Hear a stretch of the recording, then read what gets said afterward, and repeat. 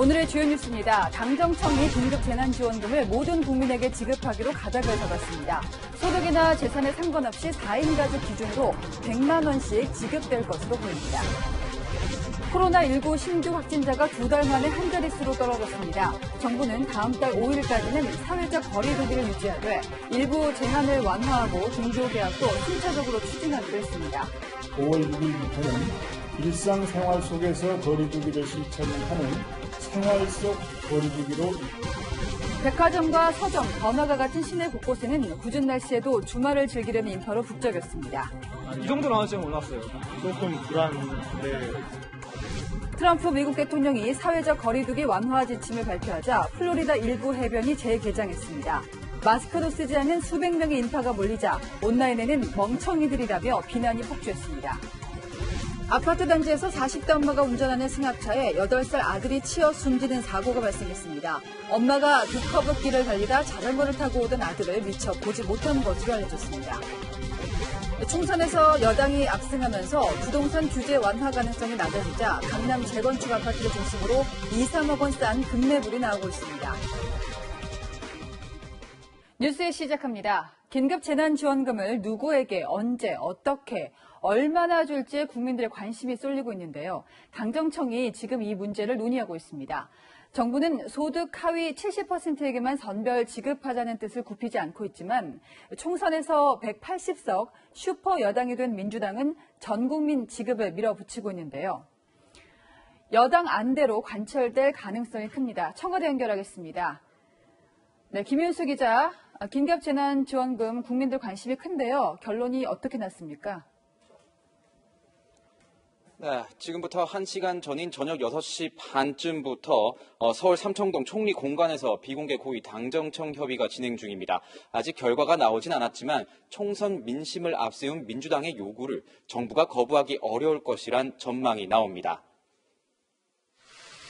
청와대에서는 노영민 대통령 비서실장과 김상조 정책실장이, 민주당에서는 이해찬 대표와 이인영 원내대표, 조정식 정책위 의장이, 정부 쪽에서는 정세균 국무총리와 홍남기 기재부 장관이 참석했습니다. 코로나19 대응책을 논의하는 자리로 오늘의 핵심 의제는 긴급 재난지원금 지급 범위 확정입니다. 민주당은 총선 공약이라며 전 국민 확대 지급을 주장하고 있고, 정부는 재정 부담을 이유로 소득 하위 70% 가구만 선별 지급하자는 주장을 굽히지 않고 있습니다. 양측이 팽팽히 맞서자 정부 일각에서는 전 국민 지급을 하되 지원 금액을 깎자는 얘기도 나옵니다. 하지만 민주당은 100만 원을 주겠다고 해놓고 선거 끝나고 70만 원으로 말을 바꾸면 반발이 거셀 것이라며 조정 불가를 외치고 있습니다. 당정청은 오늘 재난지원금 지급 범위를 확정한 뒤 내일 정세균 총리 국회 시정연설 때 관련 내용을 발표할 것으로 보입니다.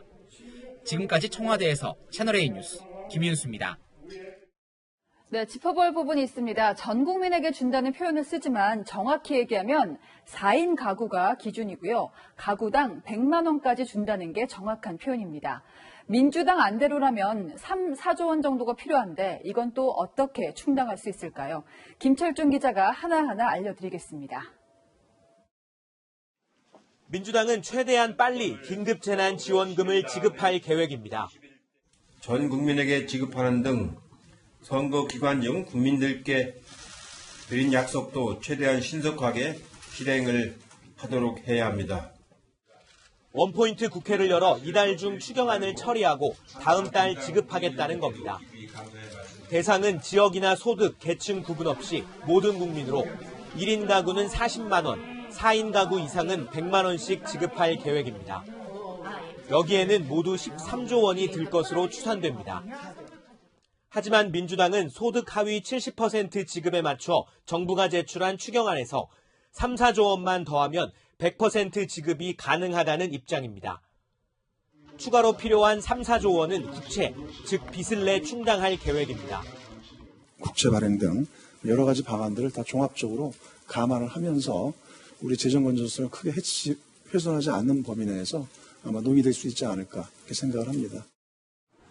민주당 관계자는 증액 규모가 3조 5천억 원 규모인데 이를 두고 재정 건전성 운운할 건 아니지 않냐며 정부 설득을 자신했습니다. 하지만 야당 반대가 변수입니다. 미래통합당은 전 국민 지급에는 이견이 없지만 빚을 내주는 건 반대하고 있습니다. 지난해 국가부채가 처음으로 1,700조 원을 넘어섰고 재정 수지도 10년 만에 최대 적자라며 올해 불필요한 예산부터 확 줄여 재원을 마련하라고 요구하고 있습니다. 채널A 뉴스 김철중입니다. 네, 사실 긴급 재난지원금이라는 게 당장 급한 불만 끌 뿐 더 중요한 건 국민 개개인이 일자리를 지키는 걸 텐데요. 지금 기업들은 일단 직원들을 무급 휴직시키면서 겨우겨우 버티고 있습니다. 이렇게 휴직한 사람이 160만 명에 달합니다. 대량 구조조정으로 이어지진 않을까 조마조마합니다. 홍유라 기자입니다. 외환위기 이후 최악의 경제위기 상황을 함께 이겨내야 합니다. 핵심은 일자리를 지켜내는 것입니다. 일자리 걱정이 가장 큰 곳은 항공업계입니다. 아시아나항공은 4월 한 달간 예정됐던 무급휴직을 무기한 연장하기로 했습니다. 저비용 항공사인 제주항공은 유급휴직을, 진에어는 무급휴직을 실시하고 있습니다. 항공업계를 포함해 이 같은 일시휴직자는 지난달 160만 7천 명을 기록했습니다. 사상 최대치입니다. 문제는 일시휴직자가 실업자가 될 가능성이 적지 않다는 겁니다. 현재가 그대로 지속된다면 LCC 업계에는 구조조정이 크게 일어날 것이고요. 이런 우려 때문인지 대통령은 구조조정 없는 기업을 우선 지원하겠다고 못 박았습니다. 정부는 노사 합의를 통해 고용을 유지하는 기업을 우선적으로 지원할 것입니다. 코로나19 고용 충격을 극복하기 위한 구체적인 고용 안정 정책은 이번 주에 발표됩니다. 채널A 뉴스 홍유라입니다. 어제 하루 코로나19 신규 확진자 수는 8명으로 61일 만에 한 자릿수로 줄었습니다. 신규 확진자가 줄면서 이제는 고강도 사회적 거리 두기를 끝내고 차츰차츰 일상을 찾아가야 하는 것 아니냐 논의가 있었는데 정부가 결론을 내렸습니다. 다음 달 5일까지 한 차례 더 연장하기로 했습니다. 대신 제한 조치는 일부 완화하기로 했습니다. 이상영 기자입니다. 정부는 오늘 종료 예정이던 사회적 거리 두기를 다음 달 5일까지 16일 더 연장하기로 했습니다. 지난 한 달 동안 신규 확진자는 한 자릿수로 감소했고 감염 경로를 알 수 없는 확진자의 비중도 줄었지만 사회적 거리 두기를 종료하기엔 이르다고 본 겁니다. 특히 4월 말부터 최대 엿새간 이어지는 황금 연휴 기간 감염이 확산될 수 있다는 우려도 판단의 근거가 됐습니다. 현 상황에서 생활방역, 생활 속 거리 두기로 본격 이행하는 것은 시기상조라는 의견들이 다수의 뜻이었습니다. 다만 경기 침체와 국민의 피로도를 감안해 강도는 완화됩니다. 방역 지침을 지킨다는 조건 아래 종교시설과 학원, 체육시설, 유흥시설에 대한 운영 중단 권고가 자제 권고로 조정됩니다. 또 자연휴양림 같은 야외 공공시설이 다시 문을 열고 야외 스포츠의 무관중 경기도 허용됩니다. 꼭 필요한 시험도 제한적으로 치를 수 있습니다. 민간에도 불필요한 모임과 외출을 자제하는 기조는 유지해달라고 당부했습니다. 이번 거리두기 기간 동안 안정세가 유지될 경우 6일부터 생활 속 거리두기로 전환됩니다. 정부는 코로나19 이전으로의 복귀는 불가능하다며 2주마다 위험도를 평가해 사회적 거리두기의 강도를 조절해 나가겠다고 밝혔습니다. 채널A 뉴스 이상현입니다. 학교가 온라인 개학을 했지만 이제 사회적 거리 두기도 완화될 테고 진짜 등교는 언제부터일지 궁금하시죠? 다음 달 6일 이후 온라인 개학 때처럼 학년별로 차례차례 시작할 것으로 보입니다. 학교 가기 싫어하던 아이들마저 기다렸던 진짜 개학이 다가오고 있습니다. 이다희 기자입니다. 정부가 다음 달 5일까지 사회적 거리 두기를 유지하기로 하면서 등교 개학은 다음 달 6일 이후에나 가능할 걸로 보입니다. 등교 개학은 전반적인 상황을 보아가면서 순차적으로 추진하는 방안을 검토하겠습니다. 앞서 유은혜 사회부총리는 신규 확진자가 50명 이하로 일주일 이상 지속되면 원격 수업과 등교 수업을 병행할 수 있다고 밝힌 바 있습니다. 일단 목표치는 충족했지만 교육당국은 학생들 안전이 최우선이라며 신중한 입장입니다. 사회적 거리 두기가 16일간 다시 연장된 상태이기 때문에 등교 수업과 원격 수업의 병행 그 가능성들을 지금 타진하고 있고 등교 개학이 성사된다면 수능 준비가 급한 고등학교 3학년부터 단계적으로 이뤄질 가능성이 높습니다. 오는 24일 고3 학생들의 전국 연합 학력 평가를 예정대로 치를지 연기할지 여부는 내일 확정됩니다. 학교가 감염병 확산에 매개체로 작용할 수 있다는 우려가 여전한 상황에서 정부가 어떤 결정을 내놓을지 주목됩니다. 채널A 뉴스 이다혜입니다. 야외에 나들이 객이 부쩍 늘었다고 어제 보여드렸습니다만 백화점 또 대형 서점 같은 도심 속의 실내 공간도 사람이 확 늘었습니다. 아직은 사람 별로 없겠지 하고 나왔다가 빽빽하게 밀려드는 인파에 깜짝 놀랄 정도인데요. 정은경 중대본 본부장은 백신이 나올 때까지는 참아달라, 힘들 때는 의료진 얼굴을 떠올려 달라고 간절한 당부까지 했습니다. 장하연 기자가 마치 사회적 거리 두기가 끝난 것 같은 현장을 취재했습니다. 서울 지하철 2호선 강남역 주변 거리에 사람들이 가득합니다. 지인을 만나러 나온 사람들의 발걸음도 끊이지 않습니다. 초기에는 집에서 일단 심했기 때문에 집에 있었는데 시간이 그래도 지나다 보니까 괜찮은 것 같기도 해서 저는 일단 답답해서 나왔고. 온라인 계약 탓에 한동안 만나지 못한 친구들을 보려고 나온 고등학생 일행은 예상치 못한 인파에 걱정이 앞섭니다. 친구들을 만나러 왔는데 밥도 먹으려고요. 위험해 보이긴 합니다. 이 정도 나올 줄은 몰랐어요. 조금 불안해요. 대형 백화점 명품 매장 앞에는 입장 순서를 기다리는 사람들이 바싹부터 줄을 섰습니다. 강남역 지하상가를 찾는 사람도 최근 크게 늘었습니다. 지하상가가 안 되는데 저번 주부터 좀 풀어졌죠. 왔다 갔다 하는 사람이 더 많아요. 서울 도심에 있는 대형 서점에는 책을 읽으며 시간을 보내려는 사람들이 몰려 하루 종일 붐볐습니다. 진열대 가까이 다닥다닥 붙어 책을 읽습니다.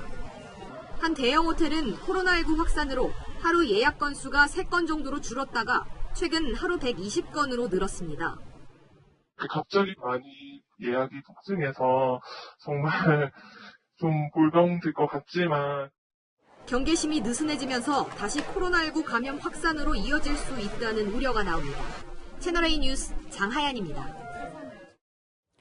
코로나19에 대한 경계심이 느슨해지자 특히 택시 운전사들이 불안해하고 있습니다.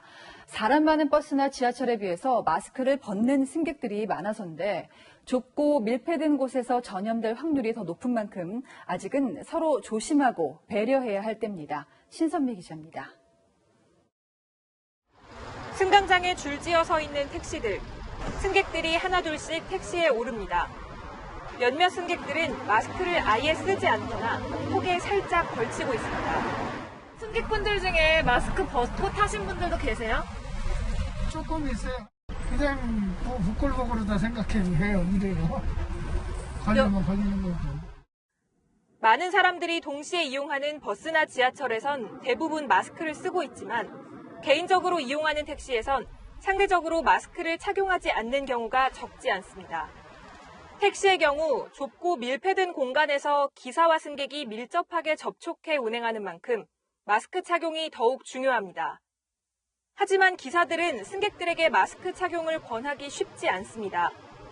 자칫 지자체에 불친절 신고가 접수되거나 시비가 붙을까 걱정이 앞서는 겁니다. 저희들은 서비스인데 어쩔 수 없는 거지. 앞으로부터 서로 시비가 나잖아요. 승객이 많이 준 상황에서 마스크를 착용한 손님만 가려받을 처지가 아니라는 반응도 적지 않습니다.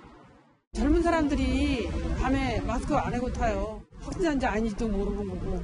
근데 요즘 손님이 워낙 없으니까 뭐 승차업 할 수도 없고. 앞서 일부 지자체들이 마스크 미착용 승객에 대한 택시 승차 거부를 허용했지만 지금은 대부분 중단된 상태. 마스크 착용 같은 가장 기본적인 방역 수칙부터 지키는 성숙한 시민의식이 필요하다는 지적입니다. 채널A 뉴스 신선미입니다. 대구에 있던 스리랑카인 유학생이 코로나19 확진 판정을 받았는데 이 사실을 모른 채 본국으로 돌아갔습니다. 분명 고지를 했을 텐데 왜 이런 일이 생겼는지 최선 기자가 보도합니다. 대구 지역 대학에 다니던 스리랑카인 유학생이 코로나19 확진 판정을 받은 건 지난 2월 24일. 그런데 정작 이 유학생은 자신이 확진자라는 사실을 알지 못했습니다. 검사를 한 병원이 확진 판정 결과를 문자로 보냈지만 제대로 전송이 안 됐기 때문입니다. 병원 측은 양성 판정이 난 걸 보건소에 보고해야 했지만 이 또한 빠뜨렸습니다. 결국 이 유학생은 판정 사흘 뒤인 2월 27일 귀국길에 올랐습니다. 별다른 증상이 없어 항공기 탑승 등의 제재를 받지 않았습니다. 방역당국은 50일이 훌쩍 지난 그제까지 이런 사실을 몰랐습니다. 검사 결과가 등록되지 않은 신고건을 처리하다 뒤늦게 확인했습니다. 질병관리본부는 IHR 국제보건규약에 따라 스리랑카 정부에 통보하여 줄 것을 WHO에 의뢰하였습니다. 대구시는 유학생 본인에게 현지에서 검사받을 것을 안내하고 밀접 접촉자 2명을 상대로 역학조사를 진행하고 있습니다. 왜 이런 시스템상의 문제가 발생했는지는 전체적으로 저희가 점검하고 혹시 이게 구조적인 그런 문제가 있다면 향후 이런 문제가 생기지 않도록. 지금까지 스리랑카에서 발생한 코로나19 확진자는 244명, 사망자는 7명입니다. 방역당국은 지금껏 이런 사례는 없었다고 해명했지만 방역체계에 큰 구멍이 뚫려 있었다는 지적은 피할 수 없게 됐습니다. 채널A 뉴스 최선입니다. 코로나19 자가격리 지침을 위반한 외국인 7명이 추가로 강제 추방됐습니다. 법무부는 휴대전화를 자가격리 장소에 두고 5시간 동안 음식점 등을 이용한 베트남 유학생 3명에 대해서 추방 조치했습니다. 휴대전화를 기숙사에 두고 3차례 자가격리 장소를 이탈한 말레이시아인 유학생 1명과 서울의 자가격리 장소에서 경남 김해로 무단 이탈한 베트남인 부부 등도 추방 대상에 포함됐습니다. 네, 확진자 73만 명을 넘긴 미국이 맞을까요? 이 플로리다 해변이 문을 열자마자 구름대처럼 사람이 몰렸습니다. 거리두기도 파도와 함께 날려버릴 태세인데 지금이 경제활동을 재개할 시점인지 현 대통령 또 전 대통령 트럼프와 클린턴의 생각은 엇갈립니다. 현지에서 윤수민 특파원이 전해왔습니다. 다시 열린 플로리다 해변은 산책을 하고 자전거를 타는 인파들로 북적거립니다. 거리두기 지침은 전혀 지켜지지 않습니다.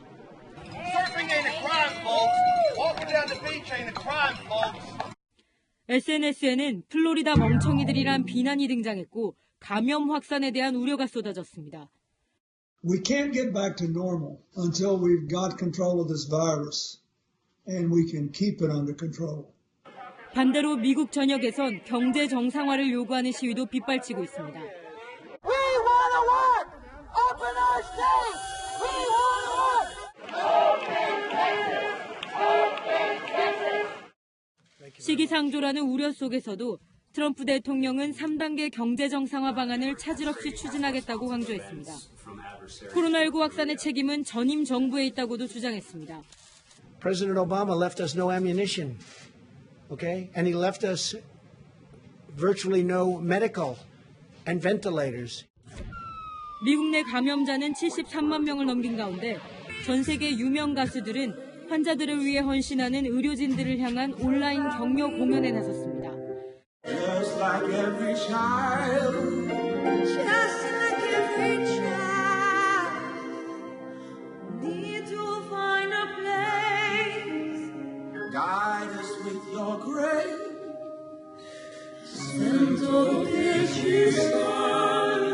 미국 캘리포니아에서 채널A 뉴스 윤수민입니다. 코로나19 확진자 또 사망자가 한국을 넘어섰죠. 일본에서는 선생님과 학생들이 서로 다른 공간에서 개학식을 하는 진풍경이 펼쳐졌습니다. 박소유 기자입니다. 마스크를 낀 채 교실에 옹기종기 모여있는 학생들. 운동장이 아닌 교실들의 학생들을 분산시킨 뒤 모니터를 통해 개학식을 진행 중입니다. 하지만 수십 명의 학생들을 교실 안에 모아놓으면서까지 굳이 개학식을 했어야 하냐는 비판이 쏟아졌습니다. 이 학교를 포함한 일본 전역의 대부분 학교들은 개학식 다음 날부터 다시 휴교에 들어갔습니다. 目標のレベルには達していません。最低7割、極力8割の接触削減を実践できない限り 현재 일본에서는 환자가 매일 500명 넘게 늘어나 누적 확진자 수가 한국을 추월했습니다.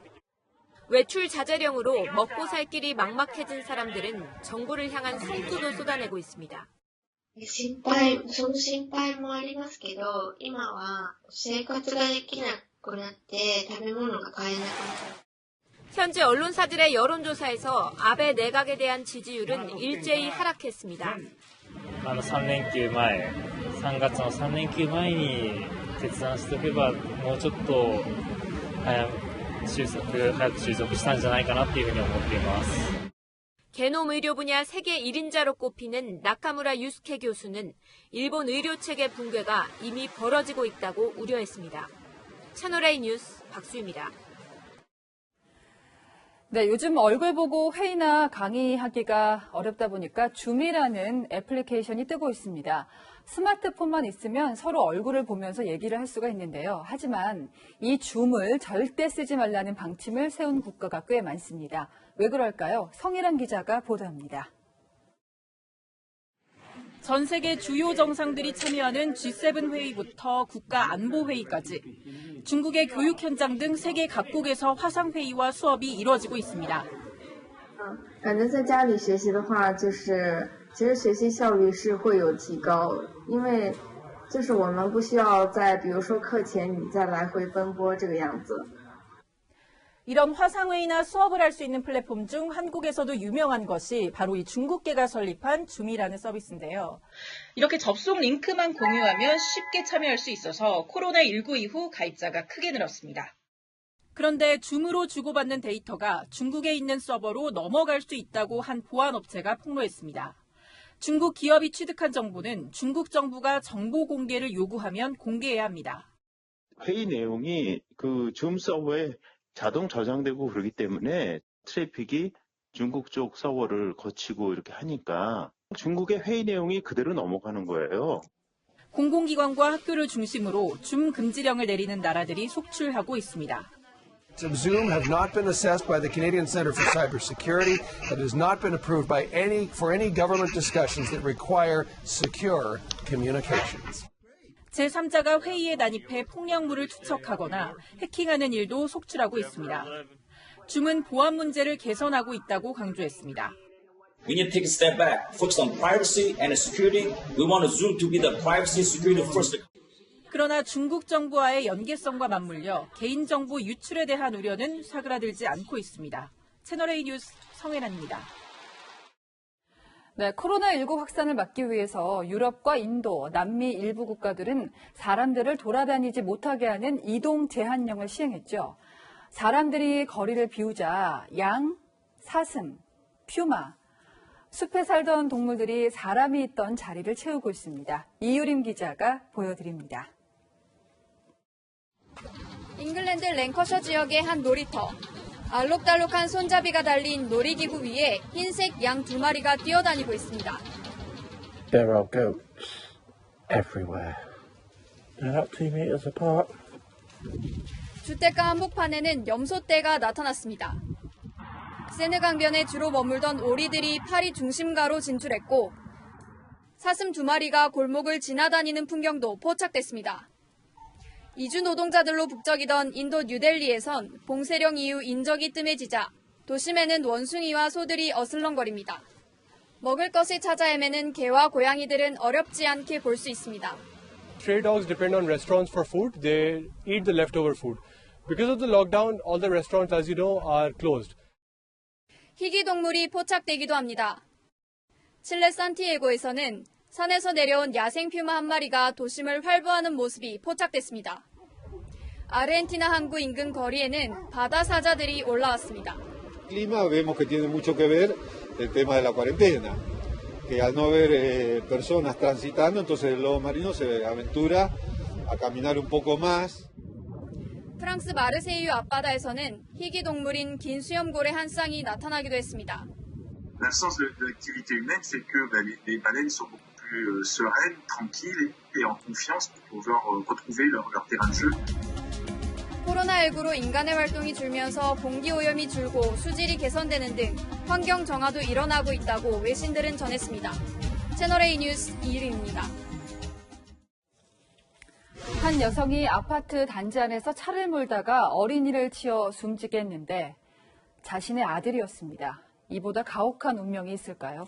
비통할 어머니의 마음을 상상조차 하기 어렵습니다. 김태형 기자입니다. 아파트 단지 내 도로에 자동차 위치를 표시한 흰색 페인트 자국이 선명합니다. 사고가 난 건 어제 오후 3시 51분. 40살 여성이 몰던 스마트차가 자전거를 타고 마주오던 8살 남자아이를 치었습니다. 사고 충격으로 현장에서 숨진 아이는 공교롭게도 운전자의 아들이었습니다. 호흡내가 없었고 놈의 사망으로 지금 확인됐습니다. 경찰은 엄마가 커브길을 운행하던 중 아들을 미처 발견하지 못해 사고를 낸 것으로 보고 있습니다. 사고가 난 구간은 폭 3m 정도의 급 커브길로 평소 아이들이 자전거를 즐겨 타는 곳입니다.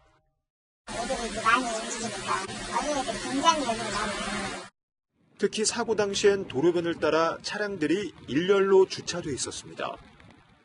차가 있어갖고 차가 안 보이지. 이제 차가 이렇게 밭에 있으니까 여기 이렇게 오는지 안 오는지. 엄마는 자신의 실수로 아들이 숨졌다는 사실에 큰 충격에 빠진 것으로 알려졌습니다. 경찰은 장례가 끝나는 대로 엄마를 상대로 자세한 사고 경위를 조사할 방침입니다. 채널A 뉴스 김성입니다. 음주 측정할 때 입을 대고 숨을 불어넣죠. 코로나19를 전염시킬까 봐 이런 방식의 단속을 중단했더니 음주운전 사고가 확 늘었습니다. 경찰이 궁여지책으로 접촉할 필요가 없는 측정기를 개발했습니다. 정확도는 어떨지 사공성근 기자가 단속 현장에 동행했습니다. 경찰이 개발한 비접촉식 음주 감지기입니다. 운전석 창문 너머로 감지기를 넣은 뒤 차량 내부 공기에서 알코올 수치 0.03% 넘게 감지되면 경고음이 나옵니다. 운전자가 숨을 불어넣는 음주 측정 기계와 달리 비접촉 감지기는 운전자가 마스크를 벗을 필요도 없습니다. 대리에서 걸려서 저는 잠깐 반주였어가지고. 그런데 오판도 적지 않습니다. 알코올 성분이 들어간 손소독제에도 반응합니다. 장소를 옮겨 다시 측정해봤더니 알코올 성분은 감지되지 않았습니다. 선생님 별로 안 드셨네요. 안 먹었다니까. 우리가 민감해서 그럴 수 있어요. 동승자가 술을 마셨을 때도 마찬가지입니다. 대리기사님이고 동승자분들이 술을 드셨다고요. 동승자 정도의 거리에는 감지가 되지 않되 운전석에 있는 알코올만 감지될 수 있도록 센서의 민감도를 조정하는 방안을 계속 진행해 나가겠습니다. 경찰은 앞으로 일주일 동안 경기도 광주와 김포 등에서 비접촉 감지기를 시범 운영한 뒤 문제를 보완해 전국으로 확대하기로 했습니다. 채널A 뉴스 사공성근입니다. 육군은 자신의 공간에 닭장과 텃밭을 만들면서 부하 장병들을 동원한 현역 육군 장성에 대해서 규정 위반으로 징계를 요청했다고 밝혔습니다. 해당 장성은 공간에 자주 출몰하는 지네 같은 벌레 퇴치에 닭이 유용하다는 말을 듣고 닭장을 만들었다고 진술했습니다. 육군은 박찬주 전 대장 공관병 갑질 의혹 이후 예하 부대 또는 관사 주변 가축 사육이나 영농 활동 등에 부하를 동원할 수 없도록 병영 생활 규정을 개정한 바 있습니다. 네, 이번 총선 사전투표함이 당락을 가른 접전 지역이 일부 있었죠. 일부 유튜버와 통합당 인사를 중심으로 이거 조작 아니냐 하는 의혹이 불붙고 있습니다. 반면에 음모론이라는 주장도 나오는데 성시온 기자가 이 사전투표 논란 짚어보겠습니다. 일부 유튜버들은 유독 사전투표에서만 여당 후보들이 앞섰다고 주장했습니다. 모든 지역에서 여당 후보는 사전선거라는 표본 집단에서만 13% 내외로 골고루 앞서게 됩니다. 20대랑 60대가 많이 참여를 했단 말이에요. 21대 총선에서의 사전투표는 보수 쪽에게 유리하게끔 그렇게 나타나야 되는 것이 상식적인 거 아니겠습니까? 일부 지역 여야 후보의 사전투표 득표율 가운데 관내와 관외 비율이 소수점 두 자릿수까지 똑같다며 조작 가능성을 제기하게 됐습니다. 격전지라고 볼 수 있는 데에서만 저 현상이 나타나는데 네. 이걸 영남, 호남에서는 안 나타나요, 저 숫자가. 경기 부천명에서 낙선한 차명진 후보는 이러한 의혹을 SNS에 인용하면서 사전투표함 재검을 주장했고 당 지도부의 대응을 촉구했습니다. 통합당 지도부는 의혹 제기에 나서달라는 지지자들의 문자와 전화도 받는 것으로 알려졌습니다. 음모론을 키우는 목소리를 두고 자성론도 나옵니다. 이준석 최고위원은 사전투표 조작설을 이야기하는 사람은 유튜버 농간에 놀아나겠다고 선언하는 것이라며 공개 토론회를 제안했습니다. 명백한 증거 없이 음모론만 증폭시키면 오히려 보수의 독이 될 수 있다는 겁니다. 선거 결과를 좀 겸하게 인정을 하고 어떻게 보수를 다시 부활할 것인지 낮은 자세로 성찰할 때다. 선관위도 CCTV를 통해 투표함 이동 상황을 투명하게 관리했다며 조작 의혹을 일축했습니다. 채널A 뉴스 성시온입니다. 네, 총선에서 여당이 압승하자 부동산 규제가 이어질 거라고 보는 시각이 많습니다. 하늘 높은 줄 모르고 치솟던 서울 강남권, 특히 재건축 추진단지 호가가 뚝 떨어졌습니다. 중개업소에는 급매물이 쌓이기 시작했습니다. 박정석 기자입니다. 서울 강남권 아파트에 총선 후폭풍이 몰려왔습니다. 이곳 대치동 음마아파트는 총선 이후 전용 면적 76제곱미터에 17억 5천만 원까지 급매물이 나왔습니다. 총선 2달 전과 비교하면 2억 원 이상 떨어진 가격입니다. 총선 결과 여당이 압승하면서 현 정부의 부동산 규제 기조가 지속될 것으로 보고 이른바 실망 매물이 나온 겁니다. 2달 전까지만 해도 한 22억, 21억 8천 이렇게 팔렸거든요. 근데 지금 19억 5천이니까 많이 떨어졌죠. 근데 여기는 더 떨어져요, 실은. 영향이 커요. 다주택자들의 경우 오는 6월에 부과되는 보유세를 피하기 위해 집을 내놓는 것이라는 분석도 있습니다. 보통 세금이 6천에서 7, 8천을 내야 되니까 그 돈을 안 내려면 5월 말일까지 팔아야 되잖아요. 서울 송파구도 상황은 마찬가지. 잠실주공 5단지 전용 76제곱미터는 18억 3천만 원의 급매물이 나왔습니다. 이달 초보다 5천만 원 정도 하락한 셈.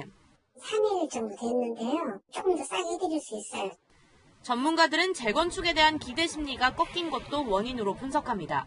코로나19로 매수 심리가 위축된 상황에서 총선 이후에 재건축 규제가 어려울 것이라는 심리를 반영한 것으로 분석이 됩니다. 아파트 시장의 총선 여파가 당분간 이어질 전망입니다. 채널A 뉴스 박정서입니다. 여랑야랑 시작합니다. 정치부 이동훈 기자 나왔습니다. 자, 첫 번째 주제 볼까요? 트럼프. 내 친구 큰 승리 축하. 네. 트럼프 미국 대통령은 친구라는 말을 좋아하는 것 같아요. 이제 문재인 대통령한테 전화를 걸어서 총선 승리를 축하했죠. 네, 트럼프 대통령과 문 대통령은 어제 전화 통화를 했는데요. 트럼프 대통령은 문 대통령에게 내 친구라는 표현을 쓰며 총선 결과에 대해 축하했다고 합니다. 네, 전화만 한 게 아니라 친필 메시지까지 보냈죠. 네, 주한 미국 대사관을 통해 전달됐는데요. 사진을 보시면요. 21대 총선 정당별 득표율 그래프 위에 트럼프 대통령이 큰 승리를 축하한다고 적고 서명까지 했습니다. 자, 근데 트럼프 대통령이 왜 이런 메시지를 보냈을까요? 트럼프 대통령은 재선 선거를 약 6개월 앞두고 있는데요. 코로나19 사태를 잘 대처하고 있다고 평가받는 문재인 정부가 총선에서 압승을 하자 나도 그래 보겠다. 네. 이런 의미가 아닐까 싶습니다. 그냥 통상적인 축하일 수도 있겠지만 그 방식이 좀 독특해서 눈길을 끌었습니다. 네. 자, 지금 다음 주제 보겠습니다. 이거 화제가 되고 있어요. 네. 통합당의 70년대생 김종인 전 총괄선대위원장이 세대교체론을 얘기를 하면서 70년대 정확히는 후반 정도에 출생한 사람이 없을까 콕 집었습니다. 네, 그 보수가 새 인물로 혁신해야 된다는 그런 취지인데요. 1970년 이후 태어난 당선자는 통합당에서 10명이 조금 넘습니다.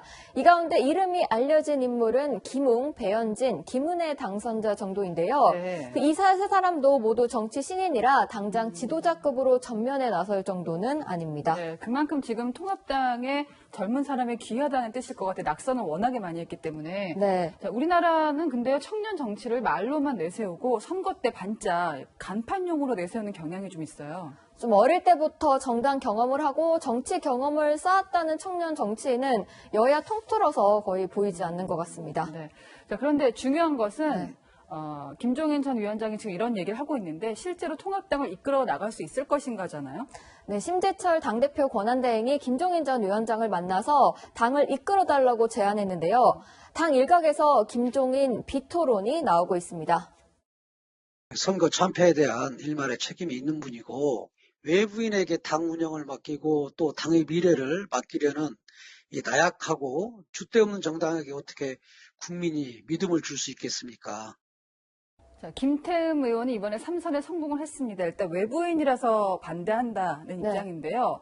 김종인 전 위원장은 어떻습니까, 입장이? 그 비대위를 맡을 의지는 있지만 당내 의견 수렴을 좀 지켜보자는 입장입니다. 네. 비대위를 맡게 된다면 정권을 가지고 최소 연말까지는 활동해야 한다는 입장입니다. 네, 김종인 전 위원장이 임기부터 이제 보장을 하라는 걸 큰 조건으로 내세우는 것 같더라고요. 네. 자, 마지막 주제 보겠습니다. 저희가 제목을 슈퍼맘 당선자라고 붙여봤는데요. 네. 이번에 눈길을 끄는 당선자 가운데서 여공 출신, 그런데 싱글맘입니다. 또 변호사고요. 네. 이분이 지금 당선이 돼서 눈길을 끌고 있잖아요. 네, 김미애 통합당 부산 해운대 을 당선자인데요. 14세의 어머니가 돌아가시고 가난 때문에 고등학교 1학년 때 학업을 중단했습니다. 이후 방직공장, 식당 등에서 일하다가 34세에 사법시험에 합격했는데요.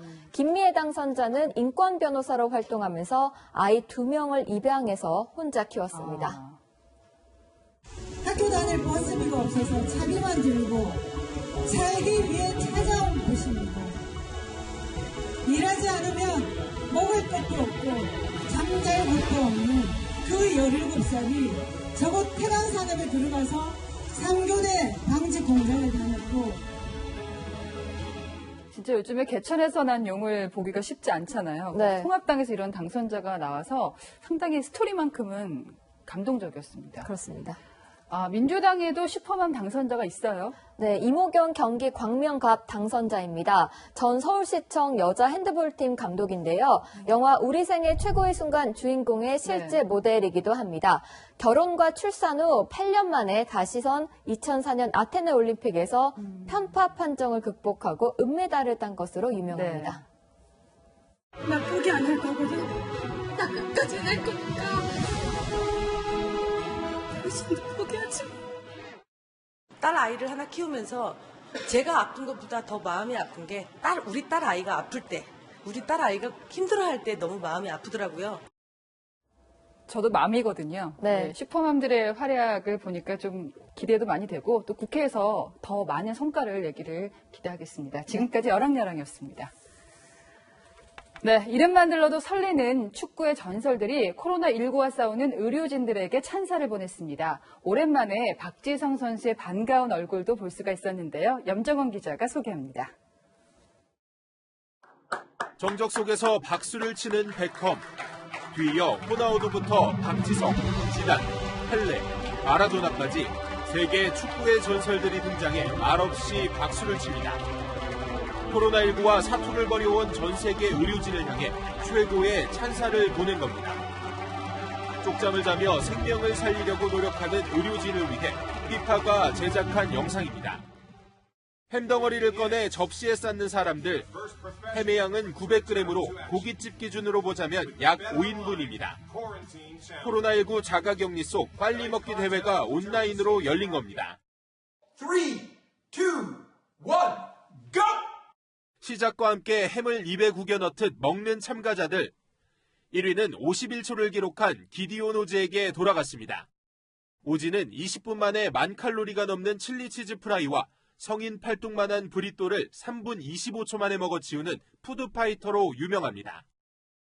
투수가 긴장을 푼 사이 2루 주자가 달립니다. 순식간에 도루를 기록했습니다. 이상호 선수가 눈치 좋은 지금 주루 플레이를 보여줬습니다. 긴장감이 떨어지는 자체 청백전. 하지만 이제 진짜 프로야구를 볼 날이 얼마 남지 않았습니다. 정부의 사회적 거리두기 완화 조치가 예고된 겁니다. 당초 5월 1일을 목표로 개막을 준비해온 KBO는 이틀 뒤 긴급 이사회에서 구체적인 일정을 논의합니다.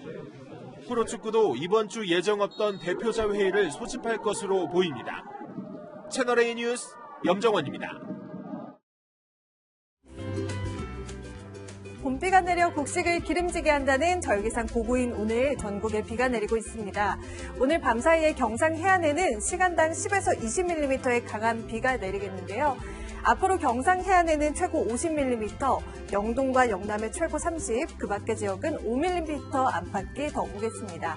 이 비는 내일 아침에 대부분 그치겠지만 수도권과 강원 영서 지역은 내일 오후부터 밤 사이 또 한 차례 비가 조금 내리겠습니다.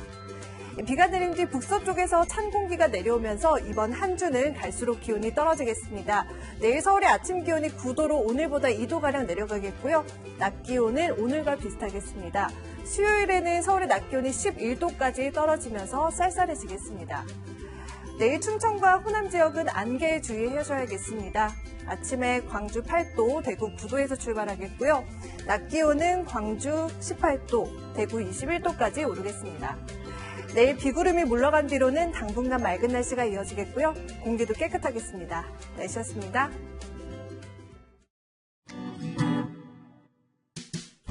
국민들께 복귀보고드립니다. 2020년 4월 10일부로 오픈 대구병원에서 파견 업무를 무사히 마치고 파견 복귀를 명받았습니다. 예신호입니다. 네, 지난달 대구로 의료 지원을 나갔던 국군 간호 장교들입니다. 임관식이 있던 바로 그날 첫 임무를 시작했죠. 5주간의 임무를 마치고 복귀 신고를 했습니다. 위험하고 어려운 순간이 수없이 많았을 텐데 해맑고 당당한 모습이 아름답게 느껴집니다. 어디 간호 장교뿐이었을까요? 공항 검역관, 선별진료소 직원, 사람들의 손이 닿는 곳을 닦고 또 닦았던 청소원, 그리고 자원봉사자들까지. 보이지 않는 곳에서 사투를 벌였던 많은 분들의 노고 덕분에 추가 확진자가 한 자릿수로 내려왔습니다. 하지만 안심하기에는 이릅니다. 사회적 거리두기 기간도 5월 5일까지 연장이 됐죠. 이분들의 땀과 노력이 숲으로 돌아가지 않게 하기 위해서라도 긴장의 끈을 놓아서는 안 될 겁니다. 뉴스에 마칩니다. 주말은 조수빈입니다.